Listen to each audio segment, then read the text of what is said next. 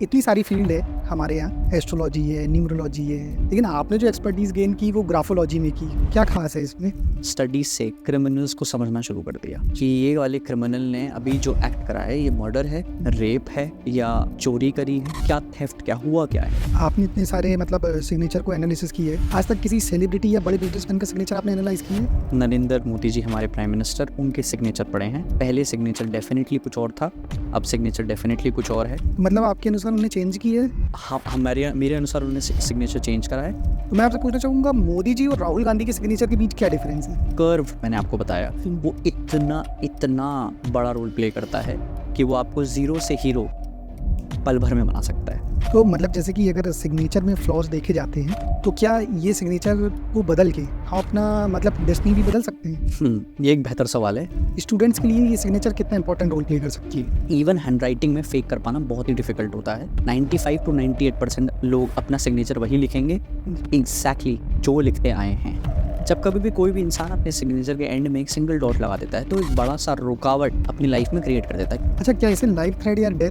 Predict की जा सकती है?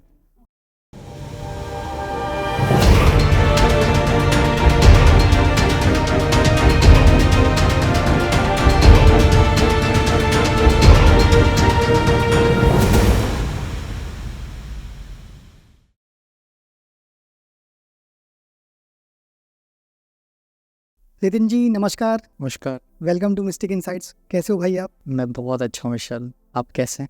हम भी बढ़िया। आपकी क्लिप्स देखते रहते हैं, काफ़ी इंटरेस्टिंग रहती है। एक चीज़ बताइए कि इतनी सारी फील्ड है हमारे यहाँ, एस्ट्रोलॉजी है, न्यूमरोलॉजी है, समुद्र शास्त्र है, लेकिन आपने जो एक्सपर्टीज़ गेन की वो ग्राफोलॉजी में की। क्या खास है इसमें? ग्राफोलॉजी जैसे आपने ना बचपन से साइंस और बचपन से बहुत सारी ऐसी कहानियाँ सुनी होंगी जी। कि जैसे पेनिसिलिन डिस्कवर हुई, एक्सीडेंटल था, बहुत सारी चीज़ें। तो ये प्रोफेशन ने मुझको चूज़ करा है। मैंने ये प्रोफेशन चूज़ नहीं किया क्योंकि मैंने बहुत बार ऐसा सोचा कि मैं ये क्यों कर रहा हूँ। बचपन से ना मेरा एक फ्रेंड था, वो टॉप 3 स्कूल के जो सबसे टॉप 3 लेवल के बच्चे होते हैं, उनका नाम था रितेश, है रितेश। मैंने एक दिन रितेश को ना क्लास में ऐसे अपना रितेश गुप्ता लिखते हुए देखा, बड़ा फैसिनेट हो गया कि बार बार अपने कॉपी के पीछे ऐसा सिग्नेचर क्यों बना रहा है। तब से मैं भी बनाया करता था। बस ऐसे ही कि देख लिया कॉपी कर रहे हैं, ये सोच के कि यार ये फर्स्ट आ रहा है, सेकंड आ रहा, तो शायद ये बनाने से मैं भी आ जाऊँ, ऐसा। लेकिन लॉकडाउन के समय हमारा एक बिजनेस क्लोज हो गया था और मैं ना जॉब करा, ना मैं प्लेसमेंट्स में बैठा, ना मेरा कोई उस बीच कोई बिजनेस चल रहा था चीज़ें। तो मेरी मदर ने मेरे को पूछा कि अब क्या होगा, ना तुम जॉब में बैठे, ना प्लेसमेंट करा, ना ये ना वो ना कुछ, अब तो ज़ीरो हो गई चीज़ें, अब क्या करोगे। तो मैं जब मदर की बातें सुन रहा था तो मैं देखा कि मैं बार बार अपना सिग्नेचर बना रहा हूँ। बनाता तो मैं पहले से था, मेरी नज़र बस उस चीज़ पे ऐसे टिक गई कि ये क्या कर रहा हूँ मैं। ना मेरी मदर कोई बात कह रही है, वो बजा उस बात को सुनने, प्रोसेस करने से मैं अपना ये पैटर्न बार बार रिपीट कर रहा हूँ। तो उस दिन वो पहला दिन था जिस दिन मैंने लॉकडाउन के समय उस चीज़ के बारे में रिसर्च करना शुरू कर दिया कि इंसान ऐसा ही सिग्नेचर क्यों बनाता है, वैसे ही क्यों लिखता है, वैसे क्यों नहीं लिखता, कर्सिव क्या होता है, कर्सिव नॉन कर्सिव चीज़ें क्या होती हैं, किसी राइटिंग आगे गई तो उसका क्या मतलब है, पीछे गई तो उसका क्या मतलब है, स्लांट क्या होते हैं, ये क्या। तो बहुत सारे यूट्यूब वीडियोज़ और ये सब कुछ मैं देखने लगा। तो फिर मैंने समझा कि जो भी चीज़ मैंने पढ़ी है उसको एक बार एक अप्लाई करके देखते हैं, क्योंकि ये मुझे बहुत पहले से समझ आ गई थी कि कोई भी चीज़ का एप्लीकेशन बेहद ही इम्पॉर्टेंट होता है। अगर आपकी पढ़ी हुई चीज़ें से सामने वाले को फ़ायदा नहीं हो रहा तो शायद आप कहीं ना कहीं या तो पढ़े कम हैं या फिर पढ़ के आप कुछ बेहतर हासिल नहीं करे हैं। तो फिर धीरे धीरे सिलसिला लॉकडाउन के समय शुरू हुआ, मैंने चीज़ें बताई, वो चीज़ें लोगों को समझ में आ गई, मैं और डीपर गया और आज मैं आपके सामने आके बैठा हूँ जहाँ पे आप जैसा बड़ा चैनल मुझको ये सवाल पूछने के लायक समझ रहा है कि ऐसे ऐसे चीज़ें कैसे हुई। तो ये एक कांस्टेंट छोटी छोटी बूंद एक वैकेंट वेल पे गिरती रही हैं और वो धीरे धीरे घड़ा बढ़ता रहा है। आज भी वो घड़ा बेहद ही कम भरा है, बट उससे कहीं ना कहीं किसी ना किसी इंसान को फ़ायदा या फ़ायदे हो रहे हैं, तो मैं समझ रहा हूँ कि ये चीज़ सार्थक हो पा रही है। तो ये सिर्फ एक्सीडेंटल रहा, करना कुछ और चाह रहे थे, ये चीज़ हो गई, मन लग गया, समझ में आ गया, फ़ायदा हो गया, और धीरे धीरे अप्स एंड डाउन्स आते रहे, और आज फिर हमने कोई चीज़ें करी और वो बेहद ही फ़ायदेमंद हो गई। नहीं, नो डाउट, मतलब जिस तरह से आप प्रिडिक्ट करते हैं तो आपने मेहनत तो बहुत की है इस चीज़ को समझने में, जानने में। तो ये जानना चाहूँगा यहाँ पे कि आखिर इससे क्या क्या चीज़ें प्रेडिक्ट हो सकती हैं। देखिए, ग्राफोलॉजी का जो मतलब होता है वो होता है हैंड राइटिंग की स्टडी।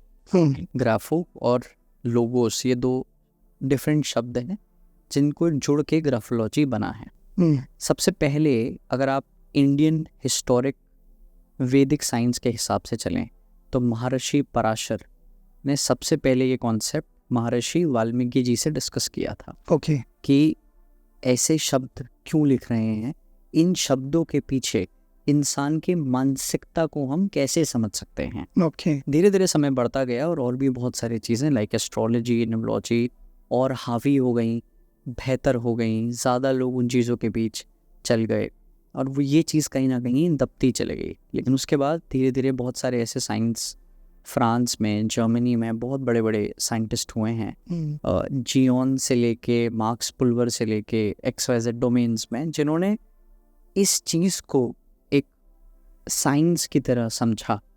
तो बेसिकली जो हैंड राइटिंग एनालिसिस है, यानी कि ग्राफोलॉजी है या सिग्नेचर रीडिंग है, अलग अलग नाम अलग अलग तरीके से लोग बुलाते हैं, उसका यही मतलब है कि आप किसी भी इंसान की लिखाई से, यानी कि उसके हैंड राइटिंग से, इंक्लूडिंग सिग्नेचर, इंक्लूडिंग वो किसी भी लैंग्वेज में क्यों ना हो, उससे उस इंसान की पर्सनालिटी को किस लेवल तक समझ सकते हैं। ओके। अगर हम उसकी पर्सनालिटी को समझ लेते हैं, अगर उसके पर्सनालिटी के एंगल को समझ लेते हैं कि ये इंसान ज़्यादा बोलता है या कम बोलता है, ये अपनी बातों में बहुत कॉन्फिडेंट है, ज़िद्दी है, नहीं है, अगर ये चीज़ें हमें समझ में आती हैं तो धीरे धीरे और बड़े ग्राफोलॉजिस्ट होते चले गए जिन्होंने उन पर्टिकुलर स्टडीज़ से क्रिमिनल्स को समझना शुरू कर दिया कि ये वाले क्रिमिनल ने अभी जो एक्ट करा है ये मर्डर है, रेप है या चोरी करी है, क्या थेफ्ट, क्या हुआ, क्या है सिनेरियो में।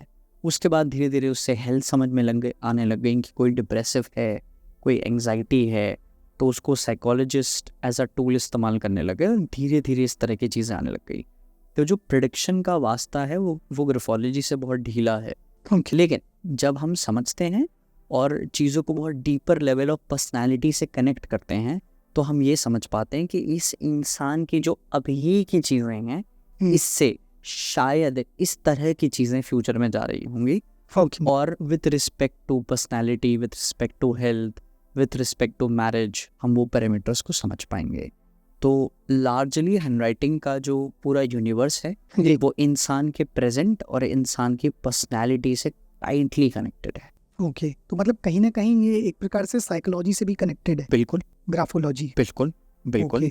तो यहाँ से जैसे आप ट्रेड्स समझते हैं, नो डाउट आपने कहा जैसे, तो ट्रेड्स समझना तो चलिए ये हो गया कि ये व्यक्ति का व्यक्तित्व कैसा है, मतलब जैसा आपने बताया जिद्दी है, नहीं है, या बहुत उत्साहित रहता है या डिमोटिवेट रहता है, बट फ्यूचर कैसे जाना जाता है। ठीक है, आज जो करेंगे उसका मतलब आज के एक्शन का रिजल्ट कल मिलेगा, बट यही रिजल्ट मिलेगा ये कैसे पता। अगर आपको याद हो कि स्कूल में ना, जैसे मेरा साइंस बैकग्राउंड है, आई थिंक आपका भी साइंस बैकग्राउंड है, स्कूल में 2 तरह के साइंस के टीचर आए।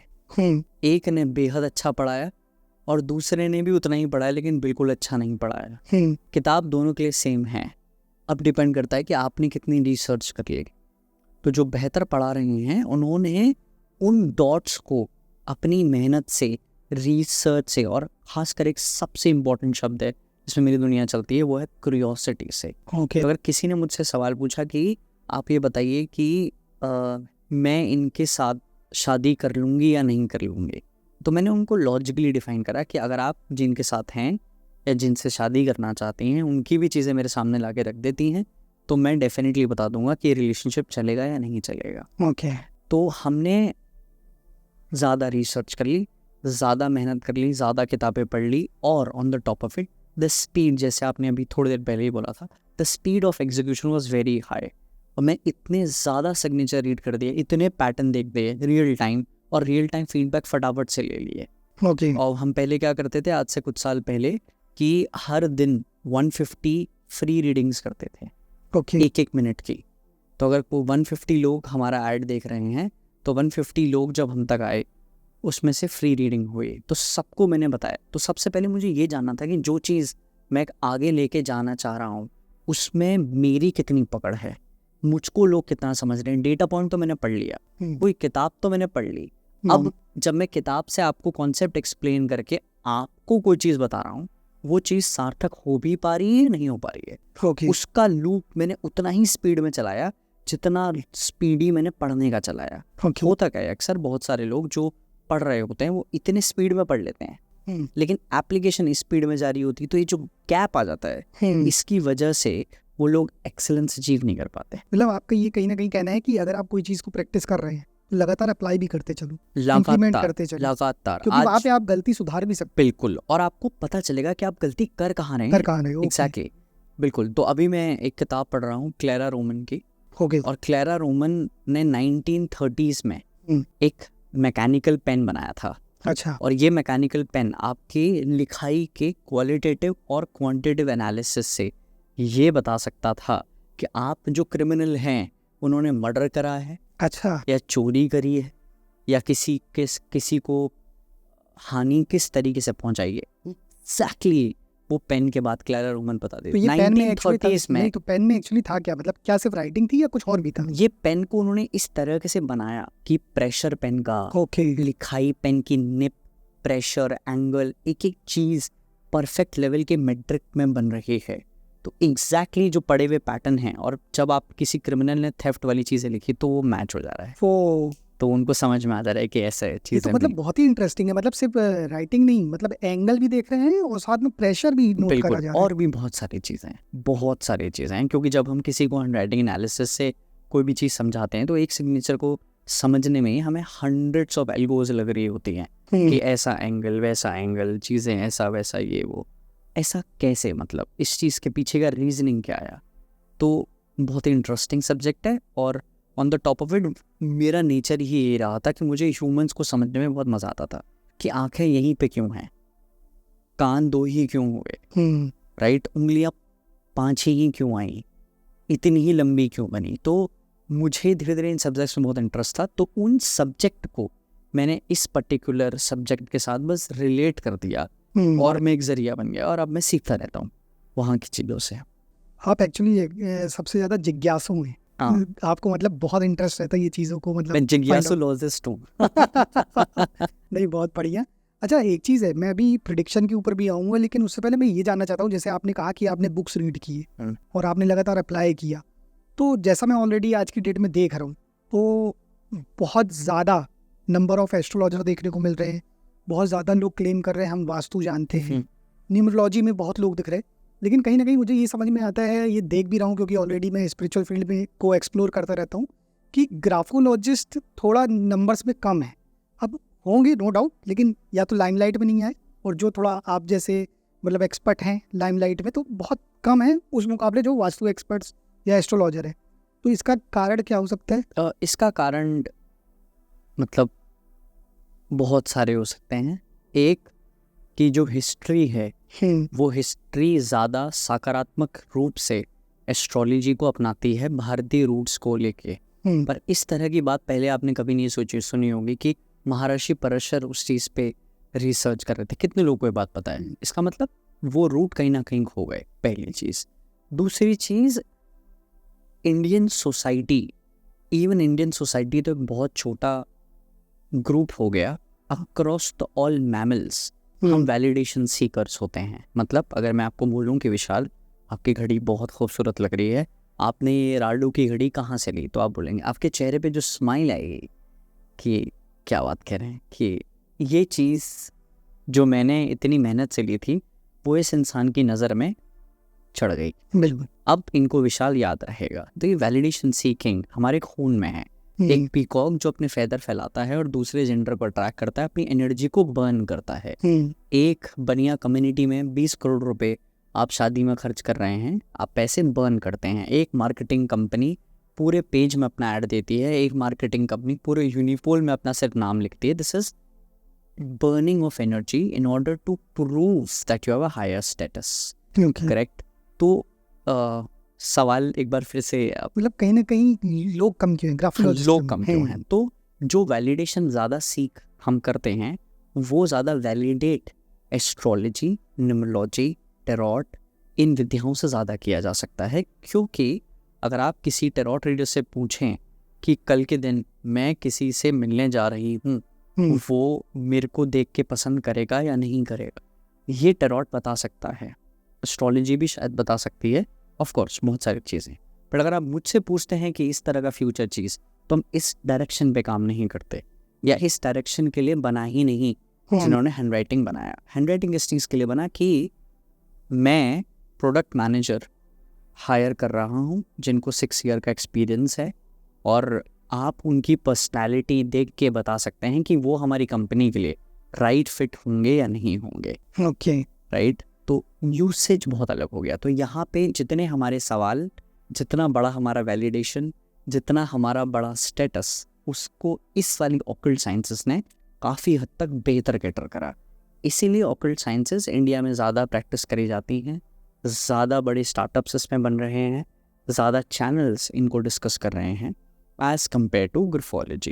पहली चीज़, मतलब this is one of the point. अच्छा, तो जैसे अभी आपने बताया ना कि मतलब चीज़ों को फाइंड आउट किया जा सकता है कि ये हमारी कंपनी के लिए कैसे रहेंगी एज अ प्रोफेशन वाइज, तो एक चीज़ और जानना चाहूँगा यहाँ, जैसे आपने क्रिमिनल्स के बारे में बताया कि उनने रीड किया, बताया कि आखिर क्या है, तो फिर ये तो मतलब बहुत अच्छा इंपॉर्टेंट रोल प्ले कर सकता है ग्राफोलॉजी जब हम हायरिंग कर रहे हो, क्योंकि नो डाउट हमें कंपनी में ऐसे लोग चाहिए जिनका बिहेवियर अच्छा हो। बिल्कुल, हम कर रहे हैं ये, हम बहुत सारी कंपनीज को कंसल्ट कर रहे हैं जहाँ पे हम ये बात करते हैं तो कि ये पर्टिकुलर इंसान इन कारणों से इस पर्टिकुलर टाइप ऑफ प्रोफेशन से आया हुआ, इस पर्टिकुलर टाइप ऑफ चीज़ों में फिक्स नहीं हो पा रहा है। On the top of it ये वो रीजंस हैं जहाँ से आपके लिए ये चीज़ उतनी प्रोडक्टिव नहीं होगी, तो ये चारों को छोड़ के 5वें इंसान आपके लिए ज़्यादा बेहतर है। ओके, उससे कंपनी का पैसा बचेगा, प्रोडक्टिविटी बढ़ेगी, उनका जो वर्कलोड है, जो लोड वो लेके चल रहे हैं कि ये जो इंसान आ रहा है इसका सिलेक्शन भी हमें करना है, इसकी मैन पावर भी हमें लगानी है, XYZ एवरीथिंग, वो कहीं ना कहीं हम सार्थक बना रहे हैं। Okay, so we are doing that. और ये चीज़ ब्रिटेन में बहुत बड़े स्केल में होती है, जर्मन में बहुत बड़े स्केल में होती है, on the top of it France में हर 3 में से एक कंपनी ग्राफोलॉजी कंसल्ट करती ही करती है। It is not very frequent in India, या फिर वो बड़े स्केल पे या बड़ी मार्केटिंग लेवल पे नहीं हो पाया है, लेकिन डेफिनेटली कल के दिन अगर हमारी सीखी हुई चीज़ कंपनी के फाउंडर या कंपनी के डायरेक्टर लेवल या किसी स्टार्टअप या किसी यूट्यूब चैनल या किसी भी गले में बैठने वाले बनिया के लिए भी सार्थक हो रही है, we want to be that kind of a productive product और अ कंपनी और individual in that way, rather than किसी को ये बताना कि आज से 2 साल बाद आपका ये वाला घर बनेगा या नहीं बनेगा। क्योंकि हो सकता है ये सवाल किसी के लिए बेहद इम्पॉर्टेंट हो, बिल्कुल सही बात है, क्योंकि अगर ये सवाल ही इम्पॉर्टेंट नहीं होता तो फिर वो इस चीज़ से घबराहट वाले जोन पे जाते ही क्यों। बिल्कुल, लेकिन इस सवाल को किसी भी इंसान से पूछना कहीं ना कहीं उनके फियर बेस्ड मैकेनिज्म्स को बढ़ा रहा है। हम उस डायरेक्शन पे नहीं जाना चाहते, जो कि हम जा सकते हैं, लेकिन हम उस डायरेक्शन पे नहीं जाना चाहते। हम चाहते हैं कि रूट लेवल की प्रॉब्लम भी तो होगी जो हैंड राइटिंग और ग्राफोलॉजी या कोई भी और टूल से सॉल्व की जा सकती है। हैंड राइटिंग हमारा सबसे स्ट्रॉन्गेस्ट बेस है कि फॉर एग्जांपल एक बच्चा है, उसके घर में उसके माता पिता लड़ते हैं, आज वो घर आया और उसने उसकी राइटिंग में डीप लेवल ऑफ एग्रेशन दिख रहा है और मुझे उस क्लास में बुला दिया गया और मैं उस बच्चे की राइटिंग को देख रहा हूँ और मैंने क्लास टीचर या प्रिंसिपल या जो भी हायर अथॉरिटी में बैठे हैं बताया कि ये बहुत स्ट्रेस्ड आउट हैं, इनसे आप बात करिए। तो जब उनसे बात करी जाएगी तो बच्चे का मन हल्का होगा, मन हल्का होगा तो उसकी जो नेगेटिव सबकॉन्शियस प्रोग्रामिंग हो रही है उसमें उसको फ़ायदा हो। तो इस तरह के भी फ्रूटफुल यूज़ केस हैं जो ग्राफोलॉजी से बनाए जा सकते हैं, और इन फ्रूटफुल केसेस में फ़िलहाल इतना काम नहीं हुआ क्योंकि बाहर भी इस लेवल पे काम नहीं हुआ है। अच्छा, इसलिए धीरे धीरे चीज़ें अब आने वाले 5 से 10 साल में एक हायर स्केल पे जाएंगे। ऑफ कोर्स एक अपवर्ड स्केल तो है, भले ही धीरे है। ओके, तो आपने इतने सारे मतलब सिग्नेचर को एनालिसिस की है, आज तक किसी सेलिब्रिटी या बड़े बिजनेसमैन का सिग्नेचर आपने एनालाइज किया है? मैंने अभी आपका किया। अरे तो मैंने आपसे बोला सेलिब्रिटी या बिजनेसमैन, अभी नहीं मैं नहीं, ऐसा कुछ भी नहीं। आप अपने स्पेस में यकीनन सेलिब्रिटी हैं, और हो सकता है कि अगर आप ये मान लें कि आप हैं तो आने वाले समय में आप होंगे बिल्कुल उस पर्टिकुलर डोमेन पे। ये तो सब मानने पे ही चल रहा है वही। चीज़ है। मैंने किसी बिजनेसमैन या सेलिब्रिटी, देखिए बिजनेसमैन तो मेरे पास बहुत सारे आते हैं, but not to that level जिनका आप नाम अब रखिए यूट्यूब या गूगल में पढ़ रहे हूँ। मैंने बहुत सारे लोगों के सिग्नेचर एनालिसिस किए हैं, बिजनेसमैन, और दूसरा कैटेगरी आपने क्या बताया? मतलब celebrity. Celebrity. Celebrity, let me think, कि जिनको आप भी जानते हो, कोई ऐसा पब्लिक फिगर। एक्चुअली मेरा पूछने का अर्थ ये भी है, ज़रूरी नहीं आपने सर्विस दी हो, मतलब आप जैसे रीड कर रहे थे, आप ऑलरेडी एनालाइज भी करेंगे और कहाँ तक इम्प्लीमेंटेशन अपना सही हो रहा है, तो आपने मतलब इंटरनेट से भी उठाए होंगे और मैच किया होगा कि ये पर्टिकुलर सेलिब्रिटी की लाइफ कैसी रही, तो ऐसा कुछ आपने किसी मैंने बड़े मतलब मैंने बहुत सारे बॉलीवुड सेलिब्रिटीज़ के सिग्नेचर्स देखे हुए हैं। अच्छा, तो कुछ बता सकते हैं आप? फॉर एग्जाम्पल कि आमिर खान, जिनका उनका सिग्नेचर ये कहता है कि मिड 30s में वो कुछ ना कुछ अपना करियर बदल देंगे। ओके, उससे पहले वो एक्टर थे, मिड 30s में वो डायरेक्टर भी हो गए, प्रोड्यूसर भी हो गए। और वो जो एलिमेंट होता है ग्राफोलॉजी में या किसी के सिग्नेचर में, वो ये बताता है कि जब इंसान इस ए प्रोफेशन से बी प्रोफेशन पे जाएगा तो डीपर थॉट देने के बाद यकीनन एक बेहतर रिजल्ट आएगा। ओके, तो जब उन्होंने ये चेंजेस करे हैं, 100% उनके करियर में ग्रोथ ही ग्रोथ आई है कि लगान बन गई, रंग दे बसंती बन गई, तारे ज़मीन पर बन गई, दिल चाहता है बन गई, as a producer, as a director. फिर अभी तो आने वाले समय में अभी दंगल आई है, उस तरीके से। एक्चुअली क्या है, मैं तो आपकी एक रील देख रहा था, उसमें मैंने देखा कि आप जब पब्लिक में एनालाइज कर रहे थे एक बंदे का सिग्नेचर, तो उसको एनालाइज करके आपने ये बता दिया कि आपका रियल एस्टेट बेटर रहेगा, फिर उसने बताया कि मेरे फादर का तो ऑलरेडी रियल और एस्टेट वो का वीडियो काम चली क्यों नहीं? उसमें मैं एक्सपेक्ट कर रहा था कि मिलियन ऑफ व्यूज आने चाहिए। नहीं, ठीक है। लेकिन लेकिन वो अब ऐसी बहुत सारी वीडियोस हो तो गई हैं। ये कैसे आपने प्रेडिक्ट किया कि मतलब पर्टिकुलर प्रोफेशन कैसे कर सकता है ये चीज़ें? देखिए पर्टिकुलर प्रोफेशन, ये ना मैं आपको बता रहा हूँ, ये सिर्फ और सिर्फ दो चीज़ों से आया है, सच्चाई और पढ़ाई। ओके, सच्चाई प्लस पढ़ाई इक्वल्स टू मी। मैं जब वो 150 सिग्नेचर रोज के करता था ना, तो मुझे कोई भी नहीं जानता था, और तब मैं जाता था किसी के पास कि मैं आपका कर दूंगा फ्री, मैं आपका कर दूंगा फ्री, मैं आपका कर दूंगा फ्री। ऑफ कोर्स एक आंसर करने के बाद वो उनकी ऊपर डिपेंड करता है कि वो ओवरऑल एनालिसिस लेंगे नहीं, लेकिन तब मुझे कोई नहीं जानता। मेरे 2-3 हज़ार फॉलोअर हुआ करते थे, राइट। लेकिन वो जो मैं 6-8 महीने रोज करा वो चीज़, उससे मैंने जितना मैं पढ़ता रहा और जिस स्पीड में अप्लाई करता रहा, हालांकि उस वक्त तो नाम, शोहरत, पैसा बिल्कुल नहीं था कंपैरेटिवली टू जितना भी छोटा मोटा भी मेरे पास है, लेकिन उस बीच मैंने पढ़ाई बहुत ज़बरदस्त लेवल पे कर दी और टेस्टिंग बहुत स्पीड में कर दी। और उसके बाद एक बहुत बड़ा पड़ाव आया जब मैं बैंगलोर गया था दूसरे किसी काम से। एक रील वायरल हो गई किसी और की, और मेरे बगल में मेरे बहुत ही अजीज़ मित्र बैठे हुए थे, उनका नाम है ऋषभ, और उन्होंने मेरे को बोला कि ये चीज़ तुम क्यों नहीं ट्राई कर लेते, ये बगल में देखो वो जगह। तो वहाँ गए, हमने वो रील बनाई, और वो रील का रिस्पॉन्स बाकी सारे रिस्पॉन्स से बहुत अलग आने लगा।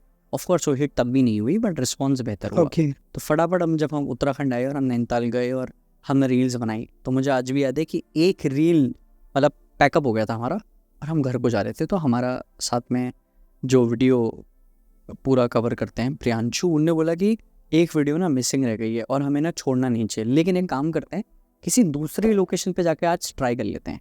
मैंने कहा चलो ये भी बात सही है, एक ही वीडियो की तो बात है। तो हमने पहले डोमिनोज के सामने पिज़्ज़ा विज़्ज़ा खाया, हम बाहर आने लगे, तो हम में से हर्षित ने वो चार्ट पकड़ के उसको खोला, तो एक लड़का पिज़्ज़ा खाते खाते आ गया।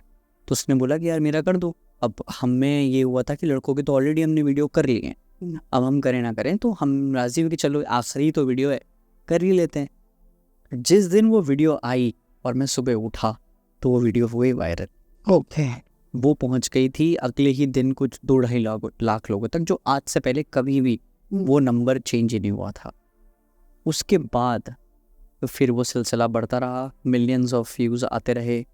तो मुझे लगता है बहुत सारे लोग इसलिए भी मुझे जानते होंगे कि ग्राफोलॉजी में इस तरह का कंटेंट ये बनाते हैं और इस तरह के से इनने व्यूज़ ला के चीज़ जस्टिफाई करी, या ये कैसे बता देते हैं करियर, या ये कैसे बता देते हैं कि आपकी तो देखना ऐसे मैरिज हुई होगी। मैं ये तक बताने की पूरी कोशिश करता हूँ कि आपने इस समय अगर आपकी शादी हुई होती तो आपका डिवोर्स हो गया होता, तो कितनी फी मिलेगा आपको कैसे पता है। तो मैरिज में क्या मतलब, अगर ग्राफोलॉजी की बात करें तो लव मैरिज, अरेंज मैरिज या फिर पार्टनर कंपैटिबिलिटी, ये सब भी सब कुछ बताया जा सकता है, सब कुछ बताया जा सकता है। और ये भी बताया जा सकता है कि आपके लिए इस पर्टिकुलर टाइम पे मैरिज करना सार्थक नहीं होगा। टाइम भी, आप time in the sense exactness time की नहीं ऑफ कोर्स, बट कहाँ पे नहीं करना है ये बताया जाएगा। आपको एग्जैक्ट ये नहीं बताया जा सकता कि आप 30 में शादी करिए, 28 में करिए, 32 में करिए जी, लेकिन ये ज़रूर बताया जा सकता है कि इसके बाद करिएगा, इससे पहले करते हैं, 26 से पहले करते हैं तो ये चांसेस बहुत दिक्कत क्रिएट कर सकते हैं। और ये पूरा ओवरऑल पर्सनैलिटी एनालिसिस से डीपर डीपर डीपर चलते चले गए और आपको वो चीज़ें देखने लग गई। अब ऐसे तो मैंने इतनी सारी चीज़ें बताई हैं जो नामुमकिन हैं हैंड राइटिंग से बता पाना, वो इसलिए भी हो पा रहा है क्योंकि मैं कहीं ना कहीं डॉट्स कनेक्ट कर पा रहा हूँ। मैं चीज़ों को डीपर लेवल पे देख पा रहा हूँ। मैंने किसी को भी कोई भी आंसर दिया तो फिर मैं उसको पीछे से बहुत रिसर्च करने की कोशिश करता हूँ चीज़ें कि ऐसा क्यों है। वैसे मैं बहुत सोचता हूँ कि एलॉन मस्क क्यों है, स्टीव जॉब्स कैसे बने, तो मैं उनके हैंड राइटिंग पैटर्न्स देखता हूँ, उनके सिग्नेचर चेक करता हूँ कि क्या ऐसा अलग है। फिर मैं उनके कंपैरेटिवली जितने भी और अमीर चल रहे हैं, टेकी चल रहे हैं, नंबर 2, नंबर 3, नंबर 4, 5 चल रहे हैं, वो सब देखता हूँ चीज़ों के बीच। तो वो अंडरस्टैंडिंग वहाँ से बन के आती है कि गौतम अडानी जी के सिग्नेचर में ऐसा क्या नहीं है जो एलॉन मस्क के सिग्नेचर में है। तो मुझे पता है कि एलॉन मस्क के सिग्नेचर में ऐसा क्या वाव फैक्टर है जो अडानी जी के में नहीं है, पर अब अडानी जी मुझ तक पहुंचे नहीं है। अब ये वीडियो कुछ आप बता दो वैदिक बॉक्स के माध्यम से अगर हम अडानी जी तक पहुंच गए तो फिर हम थोड़ा सा आप बता दीजिए कि क्या नहीं है उनके सिग्नेचर में। नहीं, देखिए एलॉन मस्क के सिग्नेचर में एक बहुत ही एक्स्ट्रॉर्डिनरी एलिमेंट है जो 3 लोगों में अभी तक मैंने उस कैटेगरी में देखने को मिला है जिन्होंने take highest number of scalable startups बना दिए हैं, अमेजॉन, टेस्ला और गूगल।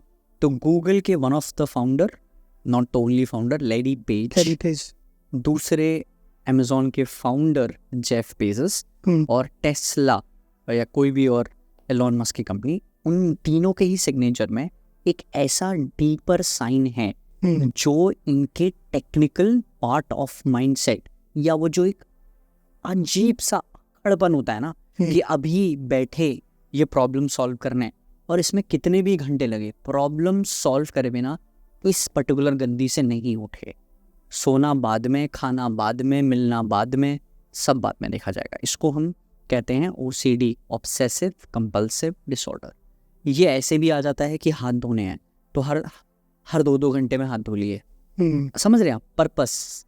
उन्होंने उस पर्टिकुलर एलिमेंट को वहाँ तक लेके गए कि अभी कार का ये एलिमेंट बनेगा तो बनेगा, अभी अमेजॉन ये स्टेप लेगा तो लेगा, अच्छा लगे नहीं लगे, कोई साथ रहे ना रहे, व्हाटएवर। और लैरी पेज के बारे में तो मैं फिर आपको क्या ही बताऊँ, मैंने उनकी किताबें पढ़ी हैं, हाउ गूगल वर्क्स।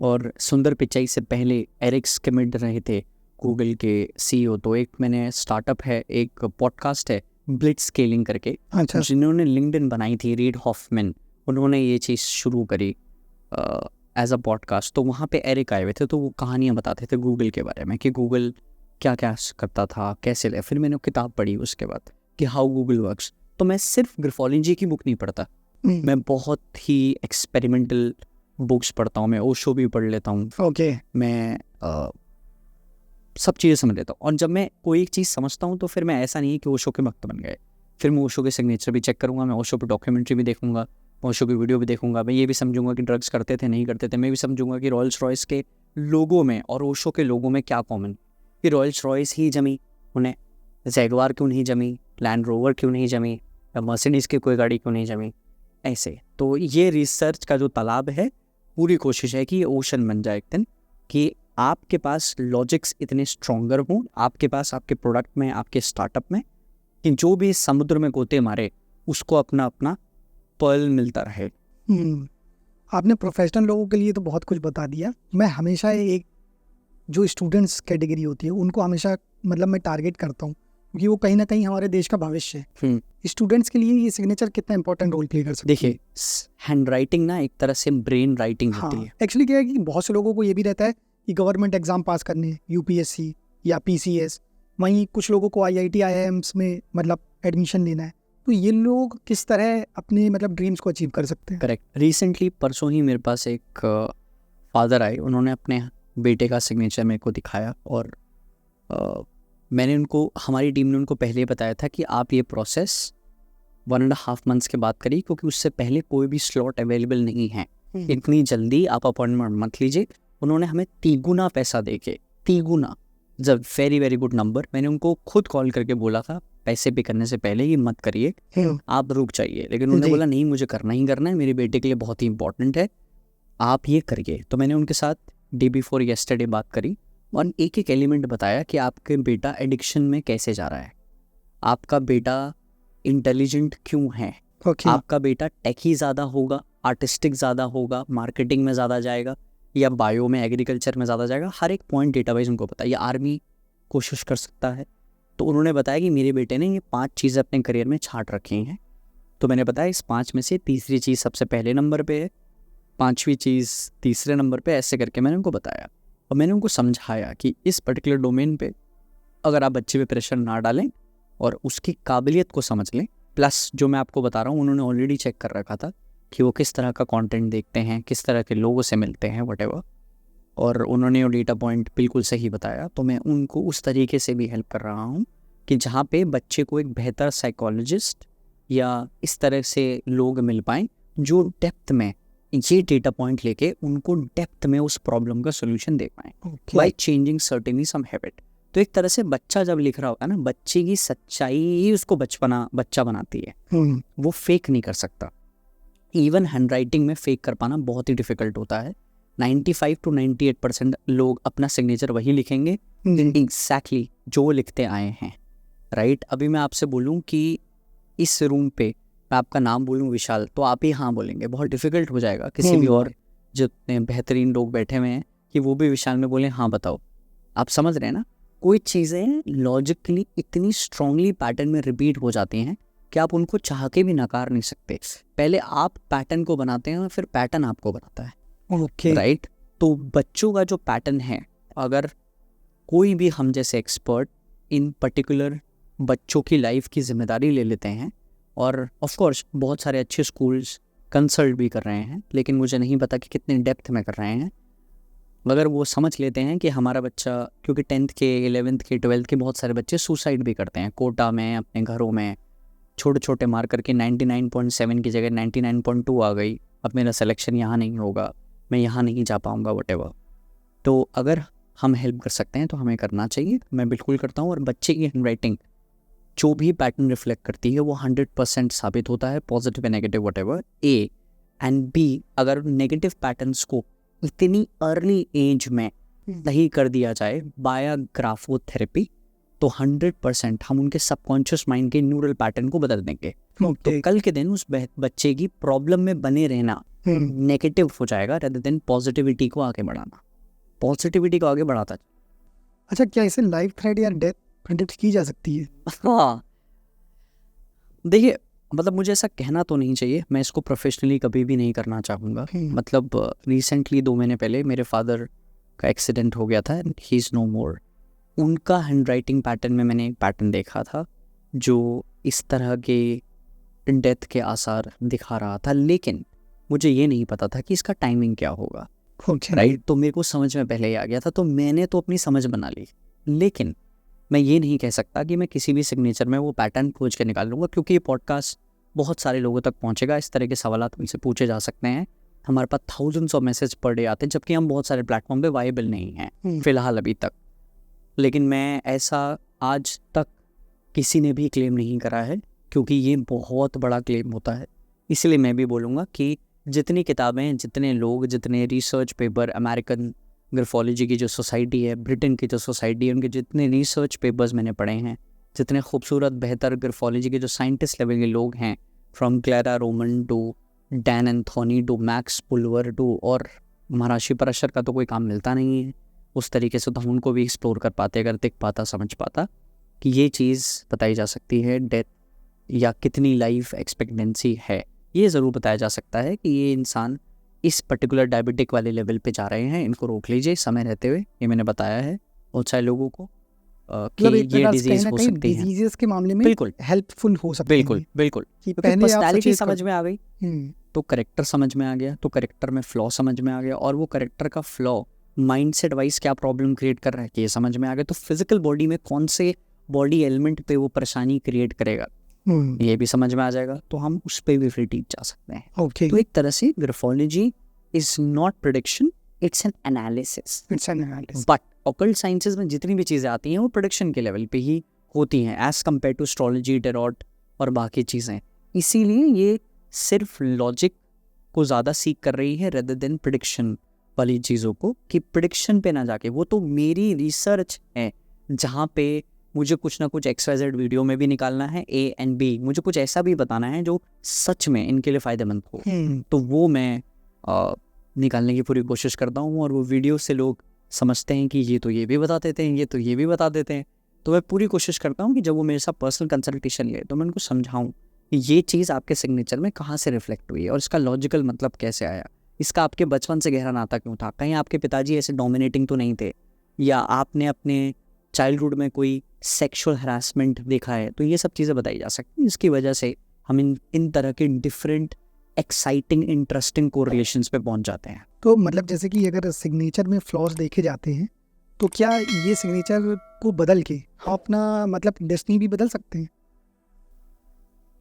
ये एक बेहतर सवाल है। देखिए फॉर एग्जांपल कि किसी इंसान के सिग्नेचर के एंड में एक सिंगल डॉट है, इसका मतलब मैं आपको समझाने की कोशिश करता हूँ कि आपने कोई सेंटेंस लिखा कि विशाल नितिन से मिला, दोनों ने वृंदावन में खूबसूरत सी चाट खाई और फिर वो घर चले गए। यहाँ पे सेंटेंस हो गया ख़त्म, चाहे आप पूर्ण विराम लगाएं चाहे आप डॉट लगाएं। अब जब यहाँ से कोई दूसरा सेंटेंस शुरू होगा तो वो दूसरी एस्पेक्ट ऑफ विशाल या नितिन की लाइफ को बताएगा।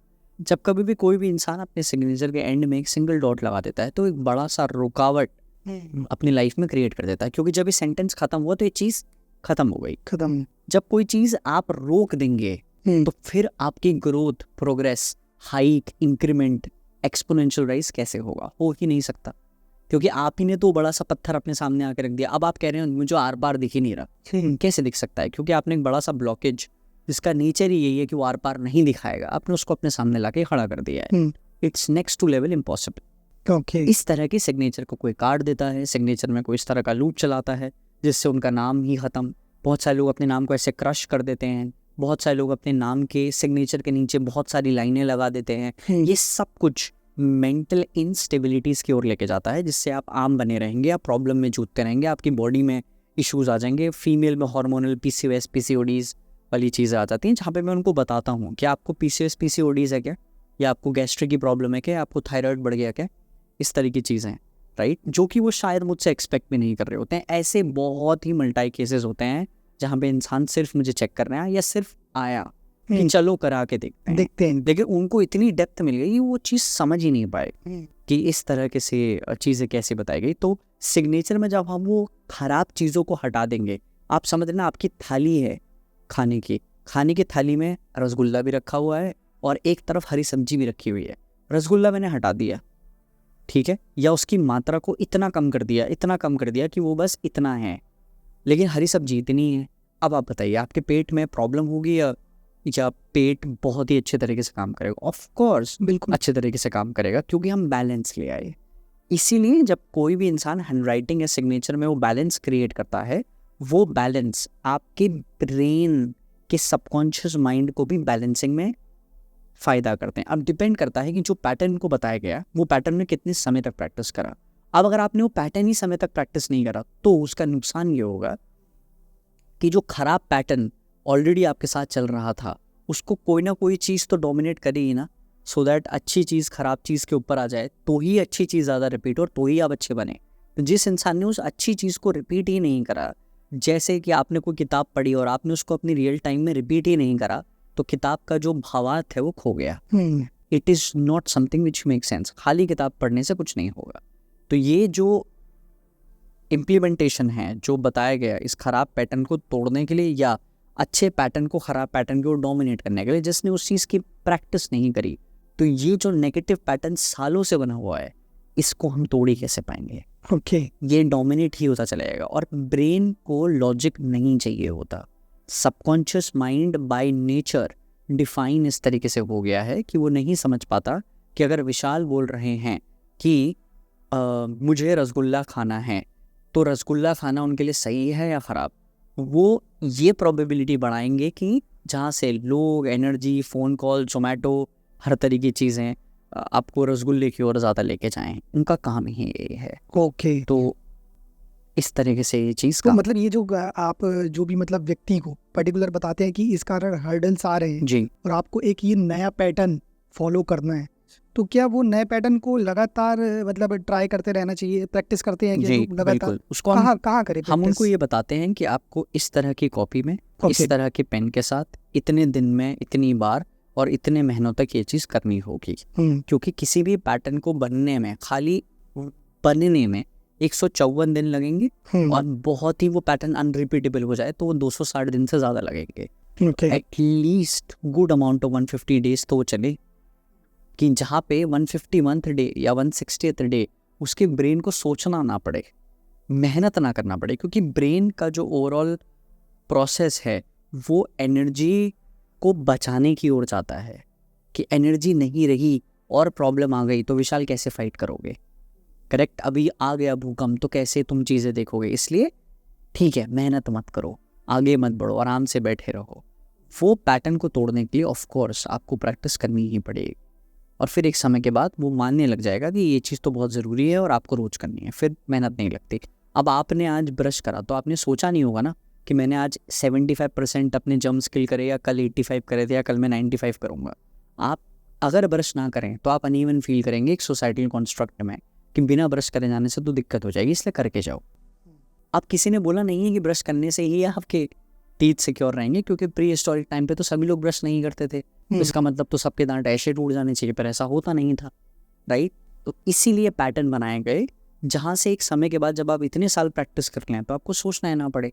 तो हम उस लेवल तक लेके जाएंगे हैंड राइटिंग प्रैक्टिसेस में जहाँ तक आपको वो चीज़ इतनी ज़्यादा फ़ायदेमंद लगे कि आपको सोचना ना पड़े। फिर आप जब करते जाएंगे तो आपको सब कुछ बेहतर दिखता चले जाएगा, सब कुछ बेहतर की ओर बढ़ता चले जाएगा। जी। अच्छा, आज की डेट में आपने 20,000 के ऊपर सिग्नेचर एनालिसिस कर चुके हैं, कोई ऐसा व्यक्ति मिला कि मतलब लगा हो कि यार ये तो फ्यूचर अंबानी या अडानी है? मुझे ऐसे बहुत लोग देखने को मिले। मैंने एक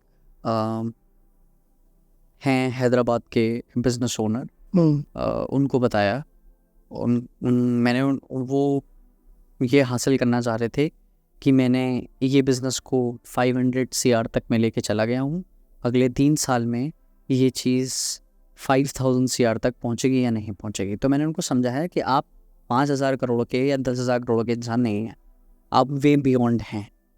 आप अपने को इस तरह से कैप मत लेके चलिए। उसने लॉजिकली डिस्क्राइब करा कि ऐसे सिग्नेचर में क्या क्या एलिमेंट्स हैं जो आपको इस बड़े लेवल पे ले जा सकते हैं। तो ऐसे मल्टी बिजनेस मिले हैं जहाँ पे मुझे लगा कि ये फीमेल तो घर पे बैठ के नुकसान कर रही हैं, अगर अपना कोई रेस्टोरेंट खोल लेती तो बहुत ऊपर चले जाती, या ये फीमेल अगर कोई अपनी इवेंट कंपनी कर लेती बहुत ऊपर चले जाती, या ये इंसान गैराज खोल लेते तो बहुत अच्छा कर लेते, ये इंसान अगर अब्रॉड चला जाता एक्सपोर्ट इम्पोर्ट का काम करने तो फोड़ देता। ऐसा तो मैं उनको पिक्चर दिखाने की कोशिश करता हूँ। रिसेंटली कल मेरे पास डे बिफोर येस्टरडे मैंने एक सिग्नेचर चेक करा था जहाँ पे एक सिख कम्युनिटी से सरदार जी आए थे और वो कनाडा में हैं, और मैंने उनको बताया कि उनके लिए ट्रांसपोर्टेशन का बिज़नेस, लॉजिस्टिक्स का बिज़नेस और आगे चल के इंडिया में रियल एस्टेट का बिज़नेस कितना फ़ायदा करेगा। वो एग्जैक्टली लॉजिस्टिक्स कंपनी को कल यानी कि आज फाइनल ही करने वाले थे अपने पार्टनर के साथ। तो ये चीज़ मुझे नहीं पता कि कितने ग्राफोलॉजिस्ट बता पा रहे हैं या बताते हैं या बताने की कोशिश कर रहे हैं। ये सब कुछ आपको पढ़ाई की इम्प्लीमेंटेशन के बाद ही आएगा। तो मैंने डेफिनेटली बताया बहुत सारे ऐसे लोगों को, even I have check couple of good politicians जो आने वाले समय में बहुत बेहतर कर सकते हैं, या इलेक्शन से पहले जिन्होंने मुझे कंसल्ट करा कि ये चीज़ें इस लेवल पे जा रही हैं, कैसे कैसे क्या हो सकता है। और कुछ ऐसे लोग भी हैं जो बहुत ही उस लेवल पे ऑपरेट करते हैं जहाँ पे वो कुछ बड़ा एम्बिशन टारगेट कर रहे होते हैं पॉलिटिकल पार्टी के अंदर। तो मैंने उनको भी समझाया कि आप ना इस लेवल पे ज़्यादा जा रहे हो, और मैं सीधे मुंह पे बोल भी देता हूँ। मैंने एक को बोल दिया था कि आपके पॉलिटिक्स सही नहीं है, तो बुरा मान गए वो। तो कह रहे हैं कि अब क्या करूँ बताओ, इतने साल तो उसको दे दी। तो मैंने कहा कुछ और करिए, पर यहाँ तो नहीं होने वाला है।